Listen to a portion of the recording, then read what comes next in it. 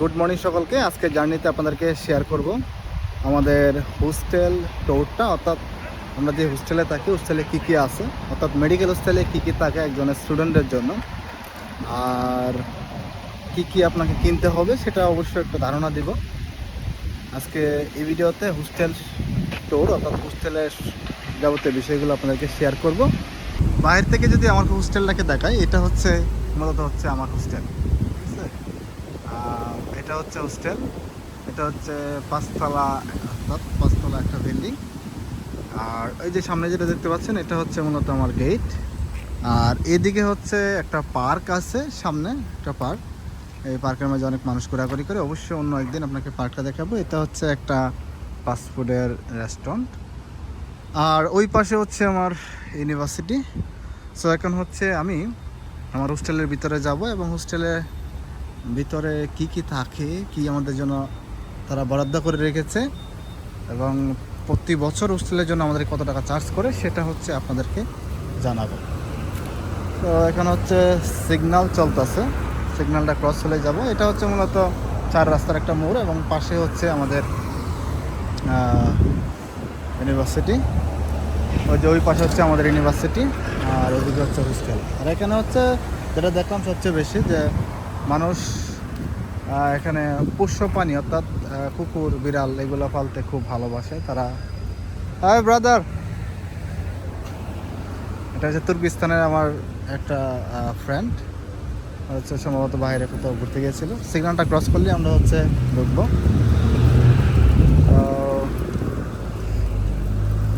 আর আবহাওয়ার কথা যদি বলি তাহলে হচ্ছে সিগন্যালটা রেড হয়েছে। আবহাওয়ার কথা যদি বলি যে আবহাওয়া হচ্ছে এখন বাতাস, গাছের পাতা পড়তেছে। কিছুদিন পরে দেখা যাবে যে আশেপাশে বৃষ্টি। Hi brother, how are you, how are you? হচ্ছে তুর্কিস্তানের ফার্স্ট ইয়ারে আছে। তো এটা হচ্ছে আমাদের হোস্টেলের নিচতলার গেট। আমরা হচ্ছে এখন ভিতরে প্রবেশ করব। দুইটা মহিলা বসা থাকে, যখন উঠি নামি তখন আমার হোস্টেল কার্ড চেক করে তারা। ঠিক আছে, দেখি এখন চেক করে কিনা। অবশ্যই আছে।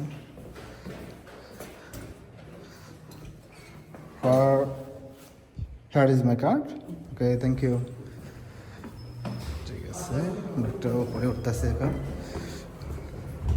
এই বিল্ডিংটা মূলত আমি যদি বলি অনেক পুরানো একটা বিল্ডিং। হ্যাঁ, তারপরে হচ্ছে গাড়ি পার্কিং করা। তারপরে হচ্ছে ওরা চেষ্টা করে খুব সুন্দর করে রাখার জন্য। এটা হচ্ছে একটু লেখা আছে দ্বিতীয় তলা। আমি থাকি হচ্ছে মূলত 4 নম্বর ফ্লোরে, ঠিক আছে। আর পুরাতন বিল্ডিংগুলোতে একটা তো লিফট নেই এবং যারা হচ্ছে যেগুলো হচ্ছে 60-70 বছর আগে তৈরি, যারা নতুন তৈরি করা হচ্ছে সেগুলো হচ্ছে এই যে এটা হচ্ছে 3 নম্বর, সেগুলো সবগুলোতে লিফট তৈরি করা আছে। এখানে বিল্ডিংয়ে যেগুলো থাকে বিশেষ করে দেখা যায় ইন্ডিয়ান, তুর্কিস্তান, চাইনিজ, বাংলাদেশি নাই বললে চলে, একটা মাত্র বড় ভাই আছে, ঠিক আছে। তাও সে এই যে 4 নম্বর, সরি হাঁপায় গেছি, 4 নম্বর ফ্লোর। এটা হচ্ছে আমার হোস্টেল। আমার রুম নম্বর হচ্ছে 426, ঠিক আছে। আমি রুমে ঢোকার আগে হচ্ছে আপনাদেরকে আমাদের কিচেন, বাথরুম, শাওয়ার রুম এগুলো আপনাদেরকে একটু পরিচয় করিয়ে দেব। এই যে 426, এটা হচ্ছে আমার রুম। এখানে দেখি কে রান্না করে। Oh sorry, no anybody no here cooking. ঠিক আছে, এটা হচ্ছে কি বলবো, ময়লা টয়লা ফেলার জন্য। এটা হচ্ছে একটা চুলা, আবার কে জানি হারিয়ে গেছে, এটাকে আমরা কাটাকুটি করি, মাছটা যায় বলে। এটা হচ্ছে আরেকটা চুলা, এখানে আছে আরেকটা চুলা, ঠিক আছে। এখানে একটা উইন্ডো আছে, উইন্ডো দেওয়া হচ্ছে। বিউটি ক্লিনিক নামে একটা ক্লিনিক রয়েছে মহিলাদের সাজসজ্জার জন্য। আর এখানে একটা গাছ দেখা যায়, সেই বড়ই গাছ নাকি কী গাছ বুঝতে পারি না, ঠিক আছে। এই যে এখানে একটা বড় বিল্ডিং রয়েছে, জানি না কিসের বিল্ডিং, সম্ভবত এটা স্টুডেন্টদের কোনো একটা হতে পারে। এখানে হচ্ছে আরেকটা রয়েছে। আর আমাদের বাংলাদেশে যেমন এয়ার কুলার দেওয়া হয় বা বাইরে থেকে বাতাস, ভিতর থেকে বাইরে বাতাস বের করার জন্য, এখানে দেখেন সিস্টেমটা কীরকম, ওরা লম্বা একটা দিয়েছে, তবে এটার সাউন্ডটা অনেক বেশি। এই হচ্ছে। আর এখানে দুইটা বেসিন রয়েছে। বেসিন বলতে এই যে এটা দিয়ে গরম পানি বের হয় আর এটা দিয়ে ঠান্ডা পানি বের হয়, আপনার যেটা প্রয়োজন সেটাই নিতে পারেন। এই হচ্ছে কিচেনের অবস্থা, ঠিক আছে, রান্না বান্না করে। এরপরে যেটা দেখাচ্ছি সেটা হচ্ছে দেখো, সরি, এটা হচ্ছে টয়লেট। হ্যাঁ, টয়লেট উইথ হচ্ছে এখানে যেটা হচ্ছে আমরা কাপড় টাপড় দেওয়ার জন্য এখানে আসি। মূলত হচ্ছে আজকে লেজার ডে, সেই জন্য হচ্ছে ওরা হচ্ছে কাপড় দিয়েছে। অনেকগুলো মেশিন আছে, প্রায় 7-8টার মতো। এবং এই পাশে যেটা আছে এগুলো হচ্ছে টয়লেট। হ্যাঁ, টয়লেটটা দেখালাম আপনাদেরকে। টয়লেটের একটা অসুবিধার কথা যদি বলি, রাশিয়ানরা হচ্ছে বেশিরভাগই টিস্যু ইউজ করে, ঠিক আছে।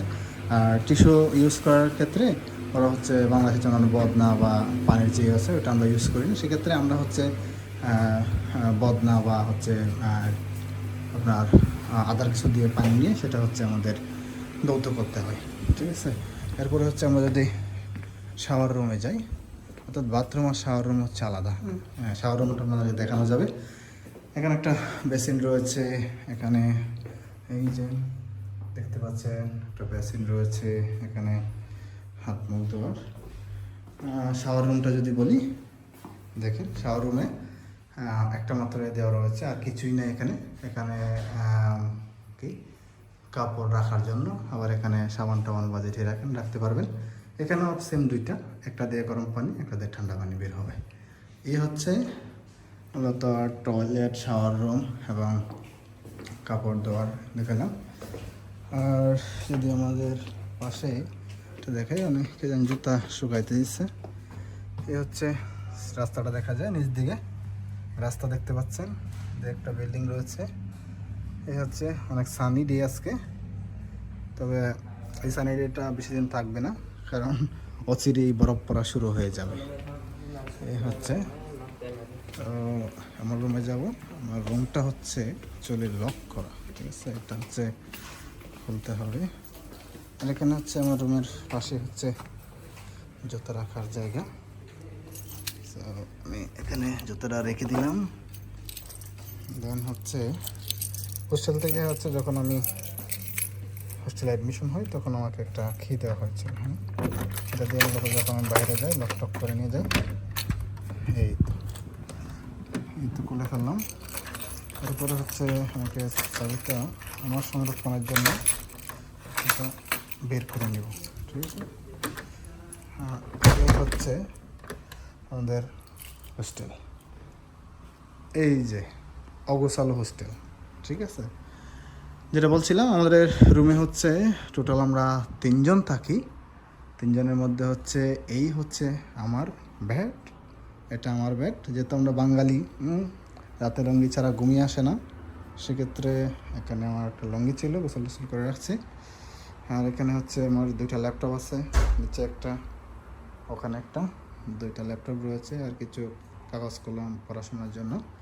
এই আর এই যে রুমটি দেখতে পাচ্ছেন, স্ট্যান্ডটা হচ্ছে মূলত যখন অনেক বেশি গরম থাকে তখন মাঝে মাঝে, আর এখন যে ঠান্ডা, ফ্যানের কোনো প্রয়োজন নেই, ঠিক আছে। এটা হচ্ছে আমরা একটু সেট করে রেখে দিতে পারি। এইটা আমার বাড়ি হচ্ছে উত্তরপ্রদেশে, ওই দাদার নাম হচ্ছে বীরেন্দ্র, হচ্ছে 4th ইয়ারে পড়ে, ঠিক আছে। এখানে একটা টেবিল রয়েছে, আর ওর হচ্ছে বইপত্র এখানে রয়েছে। এই হচ্ছে, তারপরে হচ্ছে ওই যে এখানে রাধাকৃষ্ণের কিছু ছবি রয়েছে। বীরেন্দ্র দাদা উনি হচ্ছে পূজা টুজা দেয়। আর এই যে বাইরের অবস্থানটা যদি বলি, দেখেন বাইরে এই হচ্ছে এগুলা সম্ভবত আপেল গাছ।